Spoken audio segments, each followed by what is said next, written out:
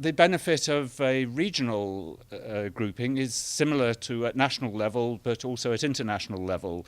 Essentially, the point of an association is to bring people together who face similar, but sometimes slightly different problems, so that they can, and it's a two-way process. You're both giving and you're taking. So my first benefit is actually you're sharing, you're giving your experience, because unless everyone does that, it ain't going to work.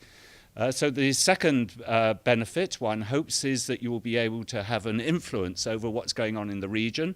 The third one is to learn, because it's together with your colleagues that you can actually organise much better. And very often you find that in one country, especially if it has a fairly similar socio-economic background, then you will learn some of the what's happened in one country can be learnt from another.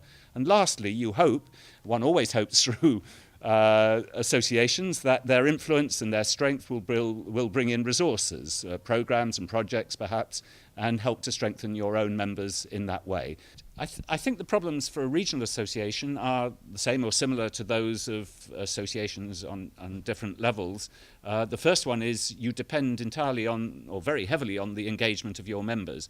Life is always busy. It's slightly expensive to take part in these things when you go outside your national borders, and it can take time. So there is a cost to it. There's another risk of associations in the international sphere, is that the donors or those giving money will actually steer what you do away to what they think is important rather than what you think is important. And how you find a balance with limited staff and time and resources between making each of them feel that their problem is being dealt with, at the same time keeping a coherence in the work, is a very practical task. I think there's no perfect answer, because you have to provide for some crucial key points, but at the same time, unless you're doing, if a problem is really important to one member, you have to pay some attention to that, otherwise you risk losing them.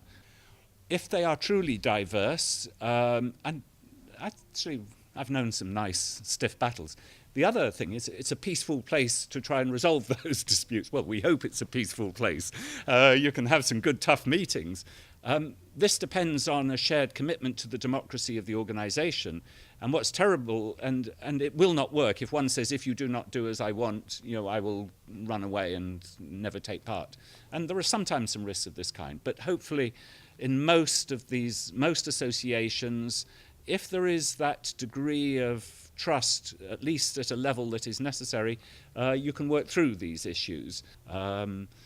But of course, we can't solve civil wars in associations if it comes to that kind of problem. But most ordinary political and economic problems can be articulated, and at least everyone understands their points of view through an association. So it is another of the sort of more hidden benefits.